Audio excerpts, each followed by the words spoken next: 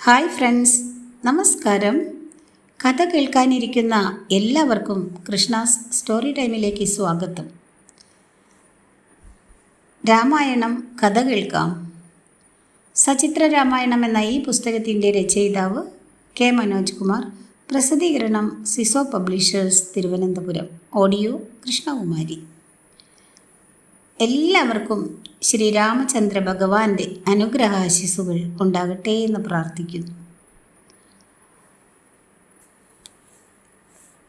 ഇതുവരെയുള്ള ഭാഗങ്ങൾ എല്ലാവരും കേട്ടിരിക്കുമല്ലോ. കേൾക്കാത്തവർക്കായി ഡിസ്ക്രിപ്ഷനിൽ ലിങ്ക് കൊടുക്കുന്നുണ്ട്. ഇതിനു പുറമെ ഞാൻ വായിച്ച മറ്റ് പുസ്തകങ്ങളുടെ ലിങ്ക് കൂടി ഡിസ്ക്രിപ്ഷനിൽ കൊടുക്കുന്നുണ്ട്. ഇന്നത്തെ ഭാഗത്തിലേക്ക് കടക്കുന്നതിന് മുൻപായി നമ്മുടെ ചാനലിൽ ആദ്യമായി വിസിറ്റ് ചെയ്യുന്നവരും ഇതുവരെയും സബ്സ്ക്രൈബ് ചെയ്യാത്തവരും എല്ലാം ഒന്ന് സബ്സ്ക്രൈബ് ചെയ്ത് അടുത്ത് കാണുന്ന ബെൽ ബട്ടൺ പ്രസ് ചെയ്ത് ഓൾ എന്ന ഓപ്ഷൻ എനേബിൾ ചെയ്തിടുക. എങ്കിലേ ഞാനിടുന്ന വീഡിയോസിൻ്റെ നോട്ടിഫിക്കേഷൻസ് നിങ്ങൾക്ക് കൃത്യമായി ലഭിക്കുകയുള്ളൂ. നിങ്ങളുടെ ലൈക്ക്, ഷെയർ, കമൻറ്റ് എന്നിവ കൂടി നൽകി ഈ ചാനലിനെ സപ്പോർട്ട് ചെയ്യുക. ഇന്നത്തെ ഭാഗത്തിലേക്ക്. ഓം ശ്രീരാമചന്ദ്രായ നമഃ. സുന്ദരകാന്ഡം.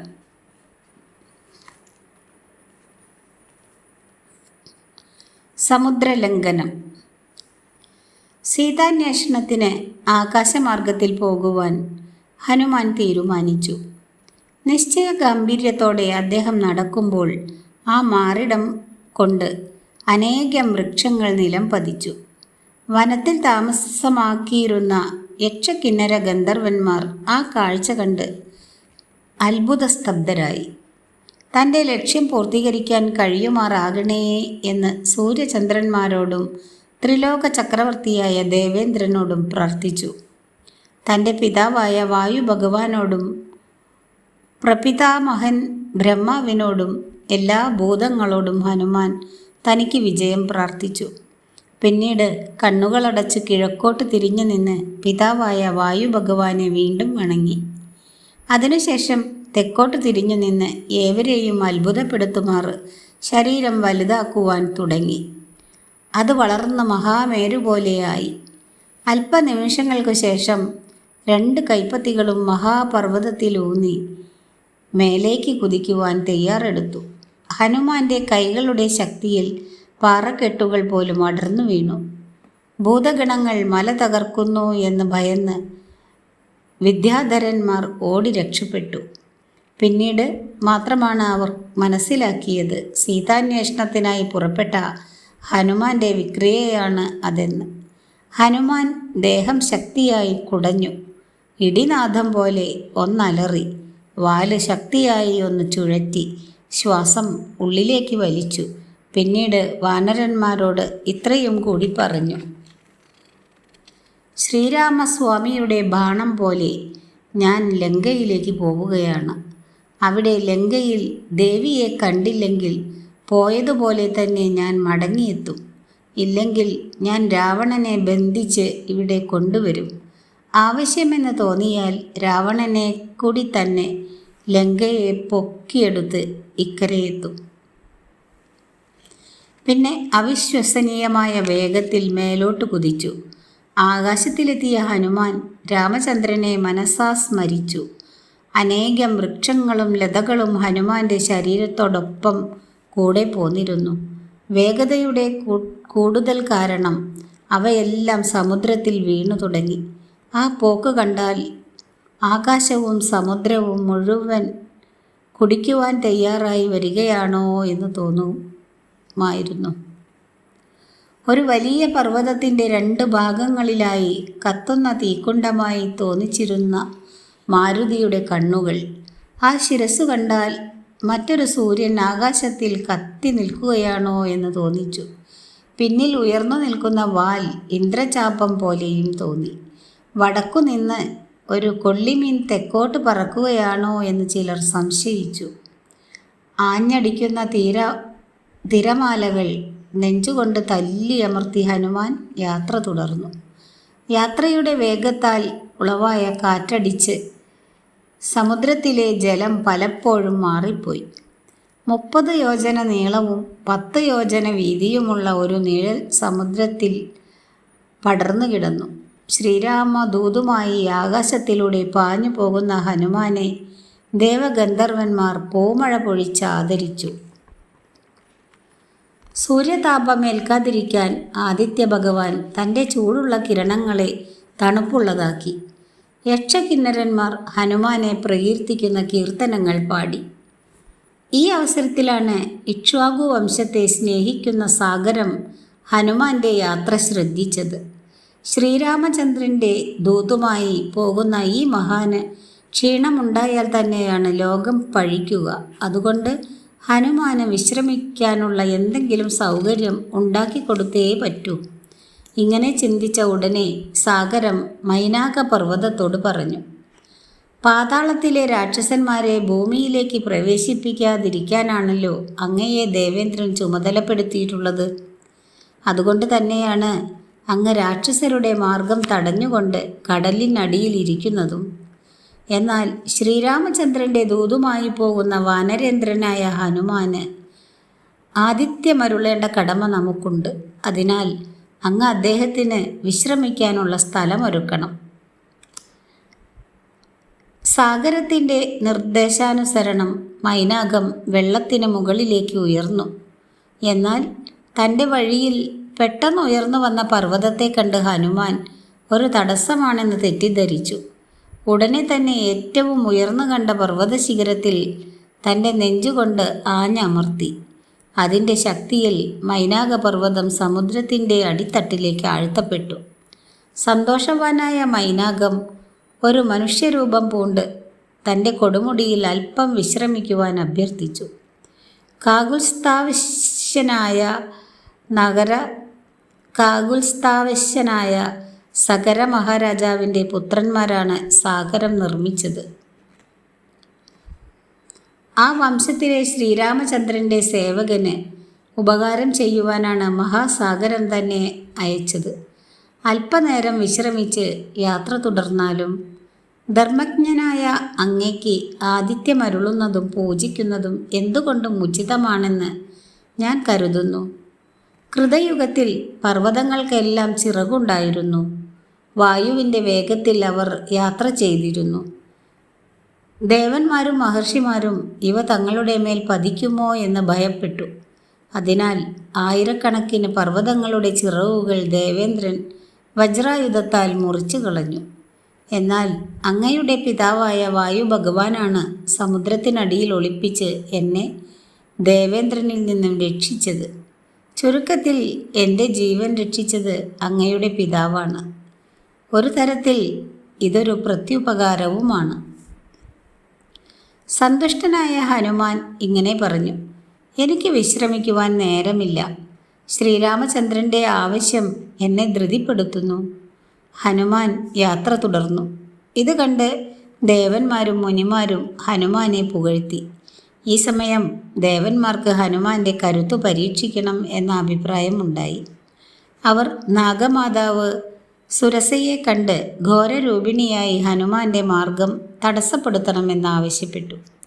സുരസാദേവി അത്യുഗ്ര രൂപം പൂണ്ട് ആകാശമാർഗത്തിൽ പ്രത്യക്ഷപ്പെട്ടു. ഒരു പർവ്വതം പോലെ വളർന്ന് ഹനുമാന് മാർഗതടസ്സമുണ്ടാക്കി നിലകൊണ്ടു. നീണ്ടു വളർന്ന കൂർത്ത പല്ലുകൾ കാട്ടി വായും പിളർന്ന് ഹനുമാനെ വിഴുങ്ങാൻ തയ്യാറായി.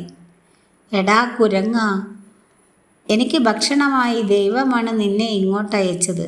എൻ്റെ വായിലേക്ക് കടന്നോളൂ, സുരസ അട്ടഹസിച്ചു. ഇതൊക്കെ കണ്ടിട്ടും വായുപുത്രന് യാതൊരു ഇളക്കവും സംഭവിച്ചില്ല. രാവണൻ സീതാദേവിയെ അപഹരിച്ചതും താൻ ദേവിയെ അന്വേഷിച്ച് ഇറങ്ങിത്തിരിച്ചതുമായ കഥ മുഴുവൻ സുരസയോട് ഹനുമാൻ വിശദമായി പറഞ്ഞു. തന്നെ ഈ ഉദ്യമത്തിൽ സഹായിക്കണമെന്നും അപേക്ഷിച്ചു. സുരസ അതൊന്നും ചെവിക്കൊണ്ടില്ല. അനുനയം കൊണ്ട് കാര്യമില്ലെന്ന് മനസ്സിലാക്കിയ ഹനുമാൻ സ്വശരീരം 10 യോജന വികസിപ്പിച്ചു. അതുകണ്ട് സുരസ വായ 20 യോജന വലുതാക്കി. ഹനുമാൻ തൻ്റെ ശരീരം വീണ്ടും വലുതാക്കി. സുരസ അതിനനുസരിച്ച് വായുടെ വിസ്തീർണവും ഇരട്ടിയാക്കിക്കൊണ്ടിരുന്നു. മാരുതിയുടെ ശരീരം 90 യോജന വലുതായി. താമസിച്ചില്ല, സുരസാദേവിയുടെ വായ 100 യോജന വളർന്നു. ബുദ്ധിമാനായ വായുപുത്രൻ തത്സമയം പെരുവിരലൊപ്പം ചെറുതായി, പിന്നെ മിന്നൽ പിണർ പോലെ സുരസയുടെ വായ്ക്കുള്ളിൽ പ്രവേശിക്കുകയും പുറത്തേക്ക് ചാടുകയും ചെയ്തു. സന്തോഷവതിയായ സുരസാദേവി സ്വരൂപത്തിൽ പ്രത്യക്ഷപ്പെട്ട് ഹനുമാന്റെ യാത്രോദ്ദേശം വിജയിക്കട്ടെ എന്ന് അനുഗ്രഹിച്ചു. ഹനുമാൻ യാത്ര തുടർന്നു. ഗരുഡനെ പോലെ നഭോമണ്ഡലത്തിൽ കൂടി പാഞ്ഞു പോകുന്ന വായുപുത്രനെ നോക്കി മുനിമാർ അനുഗ്രഹങ്ങൾ ചൊരിഞ്ഞു. ഈ സമയം ഘോരരൂപിണിയായ സിംഹിക ഹനുമാന്റെ യാത്ര കാണാനിടയായി. ഒരു ഭീമാകാരനായ ജീവിയെ ഭക്ഷണമായി കിട്ടുന്നതിൽ അവൾക്ക് അതിയായ സന്തോഷം തോന്നി. ആ രാക്ഷസി മുകളിലൂടെ പറന്നു പോകുന്ന ഹനുമാന്റെ നിഴലിൽ പിടിച്ച് താഴോട്ട് വലിക്കാൻ തുടങ്ങി. ആരോ തൻ്റെ യാത്രയെ തടസ്സപ്പെടുത്തുന്നതായി ഹനുമാന് മനസ്സിലായി. താഴേക്ക് വലിക്കും പോലെ ബുദ്ധിമാനായ ആ വാനരശ്രേഷ്ഠന് കാര്യമെന്തെന്ന് ഉടനെ പിടികിട്ടി. അത് സിംഹികയാണ്, വാനര രാജാവ്. സുഗ്രീവൻ ഇക്കഥ നേരത്തെ പറഞ്ഞതാണ്. പെട്ടെന്ന് വികൃത രൂപമാർന്നതും ഒരു ഭീകരസത്വം സമുദ്രത്തിൽ നിന്ന് ഉയർന്നു വന്നു. വാ പിളർന്ന് അലറി വിളിച്ചുകൊണ്ട് അത് ഹനുമാന്റെ നേരെ പാഞ്ഞു വന്നു. ഹനുമാൻ ശരീരം വലുതാക്കിക്കൊണ്ടിരുന്നു. അതറിഞ്ഞ സിംഹിക വായുടെ വിസ്താരം കൂട്ടുകയും ചെയ്തു. പെട്ടെന്ന് ഹനുമാൻ ശരീരം ചെറുതാക്കി അവളുടെ പിളർന്ന വായിലൂടെ ഉള്ളിലേക്ക് പ്രവേശിച്ചു. വയറ്റിനുള്ളിൽ കടന്ന് മർമ്മം തകർത്ത് പുറത്തേക്ക് ചാടി. ഇതോടെ സിംഹികയുടെ കഥയും തീർന്നു. ഇതു കണ്ട ദേവകൾ മാരുതിയെ അനുഗ്രഹിച്ചു. നിന്റെ യാത്ര ശുഭമാവട്ടെ എന്നവർ ആശംസിച്ചു. ഹനുമാൻ ഇതിനകം സമുദ്രത്തിൻ്റെ 3/4 ഭാഗവും പിന്നിട്ട് കഴിഞ്ഞിരുന്നു. ദൂരെ സമൃദ്ധമായ ഭൂപ്രദേശം കണ്ടു തുടങ്ങി. നദികൾ സമുദ്രത്തിലേക്ക് ഒഴുകിയെത്തുന്നത് കണ്ടു. ഉന്നതമായ ഗിരിശൃംഗങ്ങൾ കണ്ടു. അങ്ങനെ ലങ്കയിലേക്ക് എത്തുകയാണ് മാരുതി. ആരാലും സംശയിക്കപ്പെടാതിരിക്കാൻ സ്വന്തം രൂപത്തിൽ തന്നെ ഹനുമാൻ ലങ്കയിൽ കാൽകുത്തി.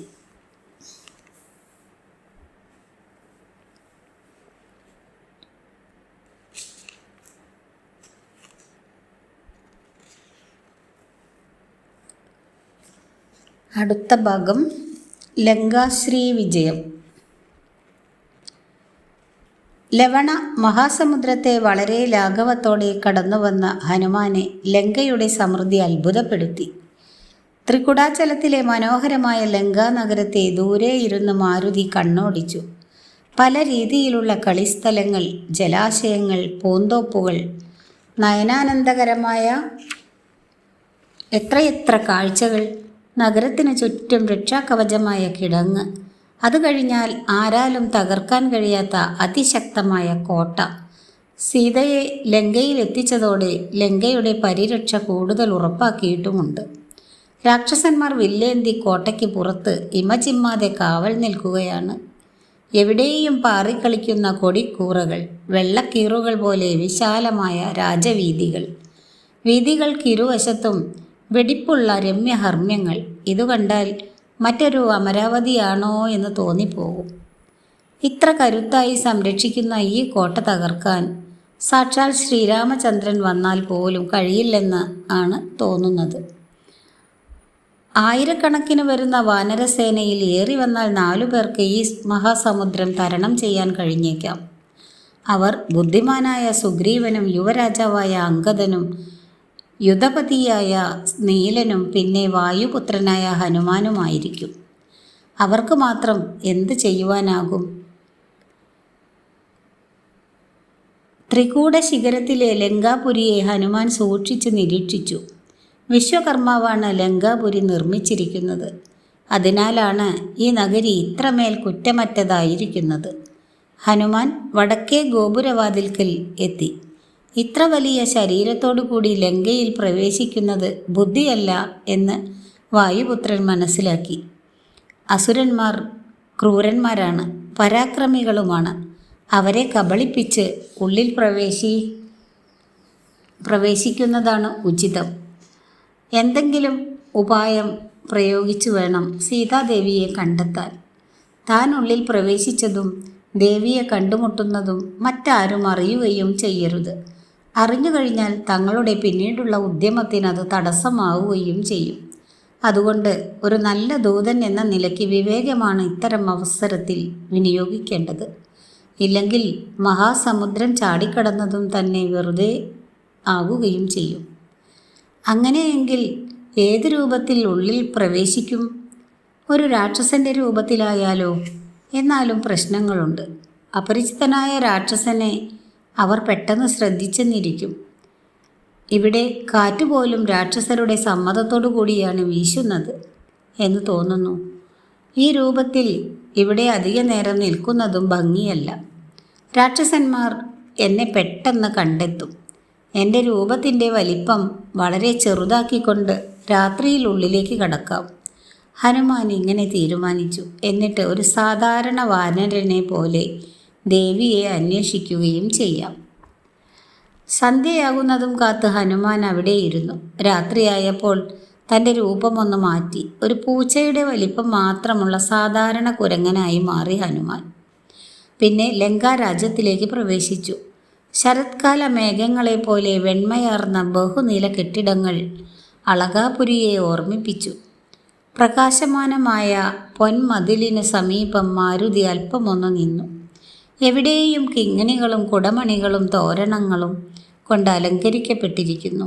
അത് കണ്ടാൽ ശ്രീരാമദൂതന് ലങ്ക സ്വീകരണം നൽകുകയാണോ എന്ന് തോന്നിപ്പോകും. എവിടെയും മനോഹരങ്ങളായ മന്ദിരങ്ങൾ. അവയുടെ പടികൾ സ്വർണത്താലാണ് നിർമ്മിച്ചിരിക്കുന്നത്. മുറ്റത്ത് പളുങ്കിൻ മണികൾ, വൈഡൂര്യം, വജ്രം എന്നിവയാലാണ് തറകൾ പാകിയിരിക്കുന്നത്. വാതിൽപ്പടികൾ തനി തങ്കത്താലാണ് നിർമ്മിച്ചിട്ടുള്ളത്. ആകാശം മുട്ടെ ഉയർന്നു നിൽക്കുന്ന 4 കെട്ടുകൾ.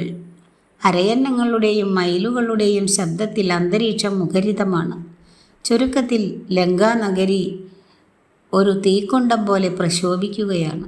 ദീപാലങ്കാരം മൂലം രാത്രിയും പകലാണോ എന്ന് തോന്നിച്ചിരുന്നു. ലങ്കാപുരിയിലേക്ക് മറ്റൊന്നും ആലോചിക്കാതെ കാലെടുത്ത് വെച്ച ഹനുമാന്റെ മുന്നിൽ ഉഗ്രരൂപിണിയായ ലങ്കാശ്രീ പ്രത്യക്ഷപ്പെട്ടു.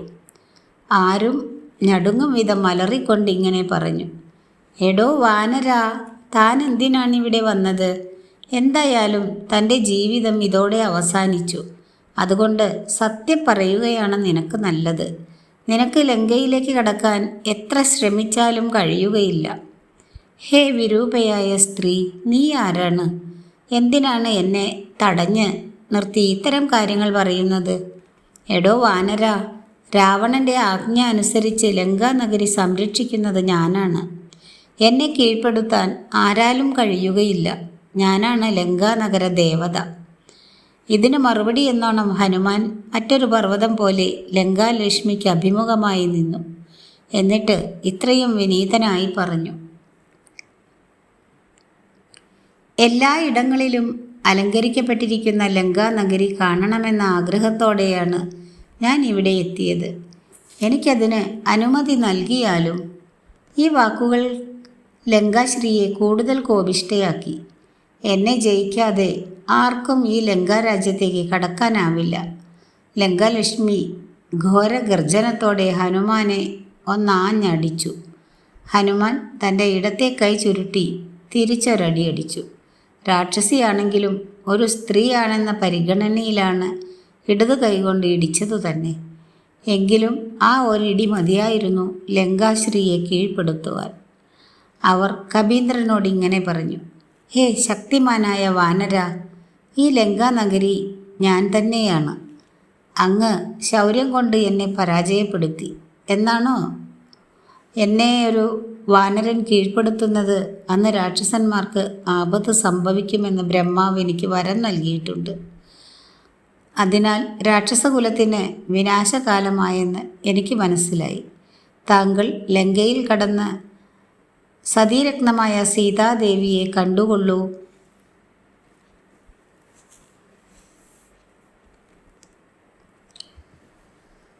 അടുത്ത ഭാഗം ലങ്കാ ദർശനം.